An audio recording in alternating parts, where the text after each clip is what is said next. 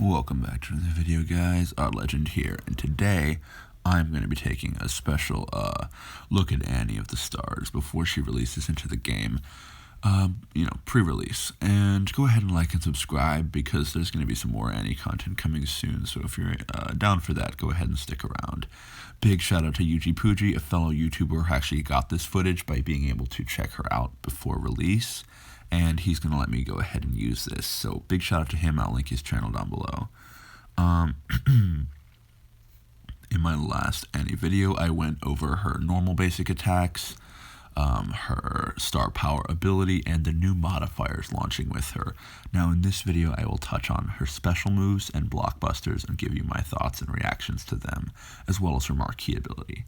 So I'm going to go ahead and play my recording here, and we're just going to go move by move. This is her first move. This is Saturn Slash, and that's basically her tag-on move he's showing here.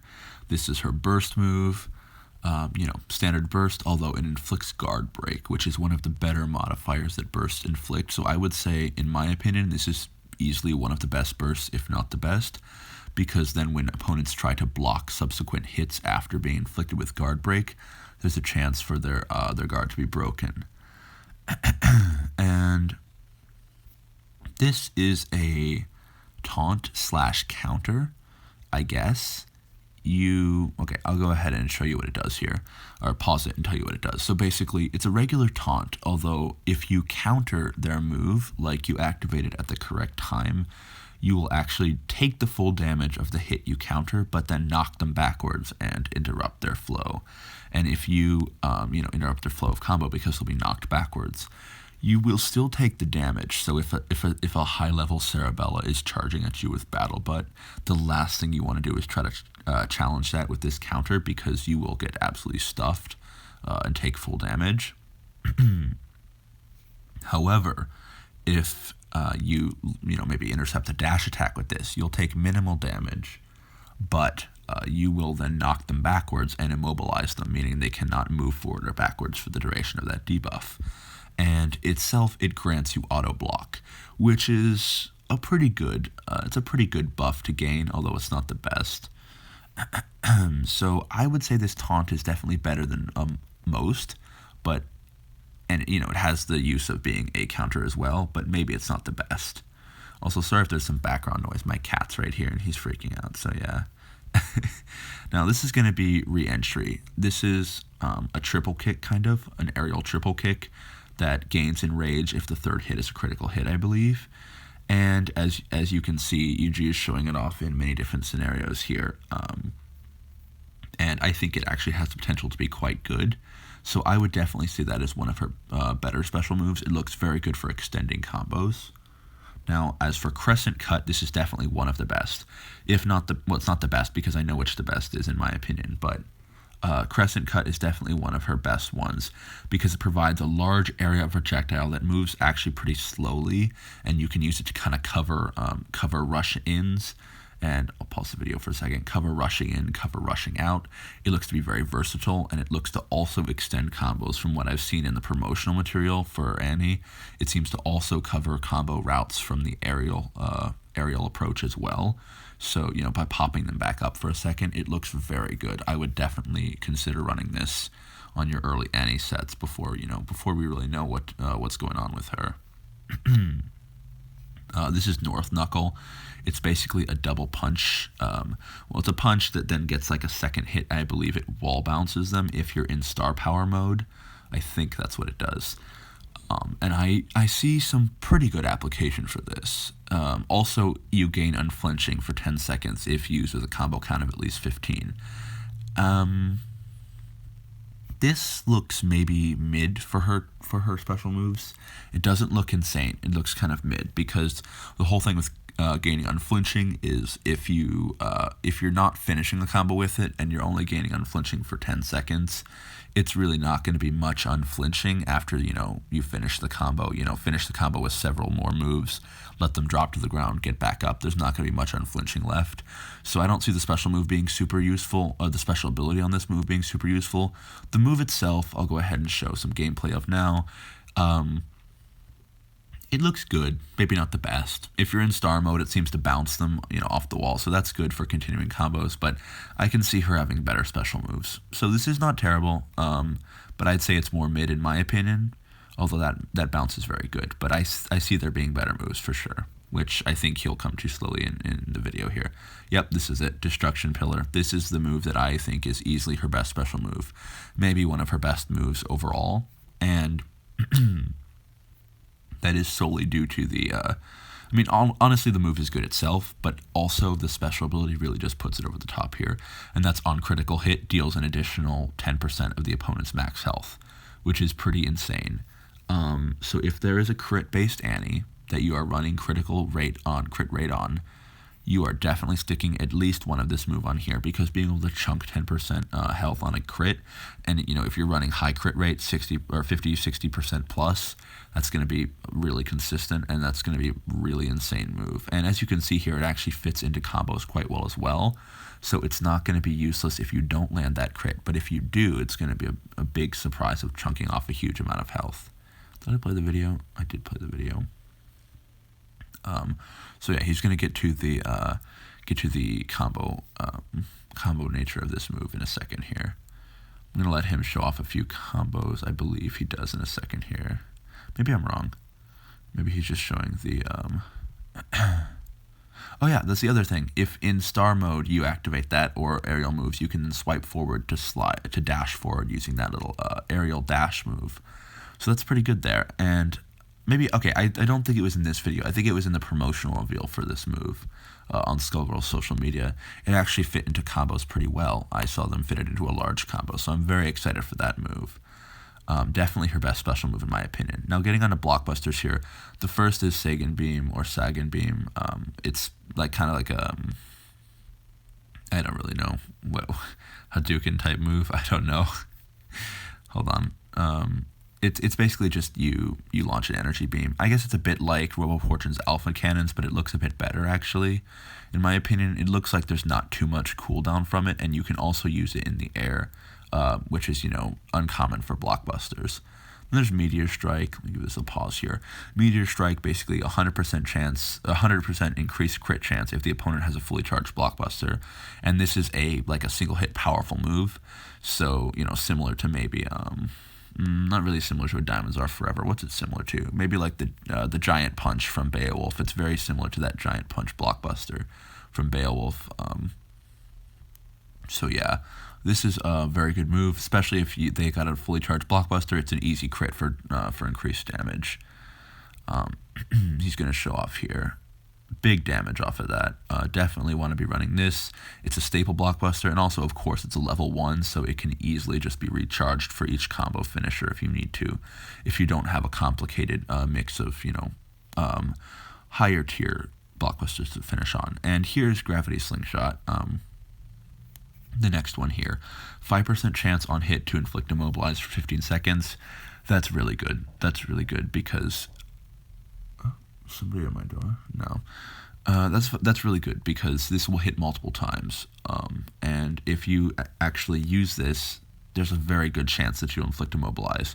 However, unless you're finishing a combo with this, it might not be so useful, because I see this move as a very good move to complete combo, or to string together combos. Not really a finisher. So unless you're finishing with this, then you might not get too much use out of the immobilize. However, its actual function of just hitting the opponent many times and holding them in one place is very useful regardless of its ability, and I easily see this being her best or one of her best Blockbusters. Look at all that time. Look at all that time you can hold them there for. So yeah, she's going to go ahead and just combo here, showing off a basic use for this. As I predicted in my thoughts on Annie before this was shown, you can actually use it to string together ground attacks. You can use it to reset the ground attacks. And Yuji just showing off a really impressive combo. Although, I will say this is not even a particularly advanced combo for what people are going to get to for Annie usage. That's a pretty simple combo. Most mid players will be able to learn that after a while. And then, the people who really innovate with combos are going to be able to just put her off the map when it comes to crazy, insane things to do with her. I'm really looking forward to the combo competition in that aspect. Now, Pillar of Creation, another solid one. Teammates heal for 100% of the damage dealt. if used with a combo count of at least 30. This is going to be the ones you got to be super careful about on defense, because if the opponent happens to catch you and use this and heal their teammates, you're done. Conversely, if you actually use this on offense, it's really not difficult to get a combo count of 30 with her, and you can easily heal up your teammates with this, and that's a super good ability. A lot of her moves, I'm noticing a trend, a lot of her moves actually have really useful abilities instead of just kind of, half-assed abilities. And, it's kind of an upward shooting move, and you can actually use it from a range. That's the thing. It seems as if you can actually use it from a range, which is quite good to start combos with. And I'm very excited to try this one out. It looks like maybe a staple level 2 blockbuster to stick on, maybe in place of the other one, depending which one you like more, depending on which set you're running. Or, as you can see here, he's using both, and it's really, really easy to achieve a 30% or a 30 hit combo if you're using other blockbusters with multi-hits. Okay, now let me stop and talk about this one.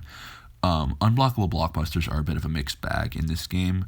Of course, some are just, they're all useful in their own way, especially on defense, when running a defensive fighter, because people fighting against it will have a lot of trouble with it. And on offense, it kind of differs between the set and the character and the blockbuster in question. Of course, they're usually just big damage blockbusters that are unblockable that take a while to charge up. However, this one's a bit different. It's really good. It has two things about it that make it insane, and it's easily going to be the best level 3 blockbuster in the game. First off, it's a special ability, transfer all debuffs to the opponent. Opponents below 25% health have a 50% chance of instantly being defeated. That is insane. This is all debuffs instantly transferred. That's an auto clear. And not only are you clearing your debuffs, you're transferring it to them. So if you're facing a debuff heavy fighter, they're giving you heavy bleed, they're giving you curse, they're giving you whatnot, whatever kind of debuffs you're getting, instantly give them to the opponent. Especially bleed debuffs, it's going to be really rough on them. If you just pop it, and they'll instantly have the debuffs. And then below 25% health, sorry, I choked on my words there for a second, they have a 50% chance of also being defeated, which is pretty insane. That on top of the transfer, pretty insane. And then the other thing about it is I'll let you see what it does here. It actually puts the opponents into a stagger animation, which means that it's not a one-off hit followed by a subsequent hit. It's actually a combo starter, because after landing it, you can start a full, he's showing there, it can instantly KO, but after landing it, you can start a full combo following it. Because watch here, Eliza, she's put in a stagger animation, as well as, oops, all right, well, he's moved on, but she's put in a stagger animation, and then you can tack on a full combo following it, which is really insane. And I predicted it was going to be good because of that fact when it was originally shown, and now that I have more gameplay, it is most certainly the best level 3 blockbuster in the game. And going to show a little bit more here, getting on to her Marquee Abilities. Oops, okay, come on, I'm going to move forward so I can see them without the overlay. Maybe he doesn't have any frame without the overlay, I don't know. There we go.